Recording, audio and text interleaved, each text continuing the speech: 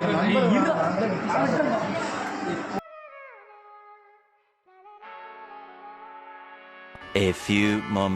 நாள் கழிச்சு ஃப்ரெண்டு ஒருத்தருக்கு பர்த்டேன்ட்டு, ஸோ நாங்கள் எல்லா ஃப்ரெண்ட்ஸும் மீட்டப் பண்ணலான்ட்டு நாங்கள் ஒரு அரேஞ்ச் பண்ணோம். சரி அவனுக்கு கேக்கு வெட்டலாம், எல்லாம் மீட் பண்ணலான்ட்டு. ஸோ அவன் எங்களுக்கு ஒரு ட்விஸ்ட் வச்சான் நான் 4:30 தான்டா வருவேன்ட்டு. சரி ஓகே நாங்கள் முன்னாடி கேக் வாங்கி வச்சிட்டோம். ஸோ அப்புறம் அவன் வர மாதிரி தெரில, அதனால் 6 சம்சா ஆர்டர் போட்டு அவனுக்கே பில் அனுப்பிச்சி விட்டு அவன்கிட்டே பேமெண்ட் வாங்கிட்டோம். திருப்பி அவனுக்கு வெயிட் பண்ணிட்டு இருந்தோம். சீமா போச்சு எல்லாம் எங்களுக்கு.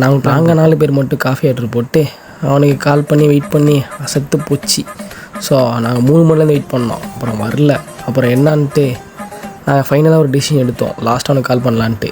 நான் சொல்கிறேன் எவிடன்ஸ் இரு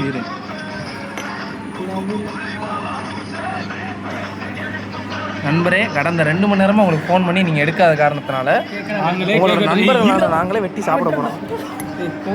அந்த கேக்கை நாசம் பண்ணிட்டாங்கடா. வெட்டுறா மேலே இருக்கிற பீஸ் நான் கேட்டேன்.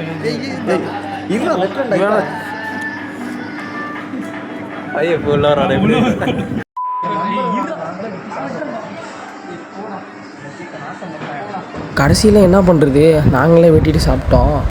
சரி அப்புறம் தலைவனே திருப்பி கால் பண்ணா, என்ன கேட்க களி பண்ணிட்டோமே, அப்புறம் என்ன பண்ணலான்ட்டு நம்ம ஃப்ரெண்டாக போச்சு.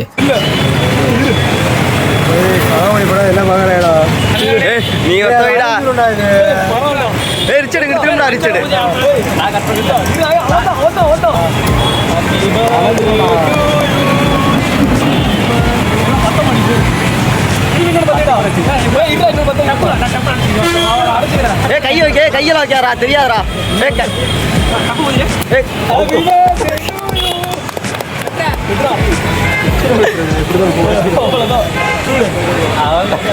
இங்க பாரா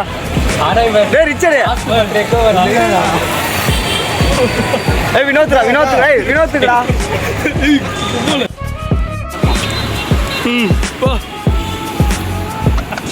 அவ்வளோதான்.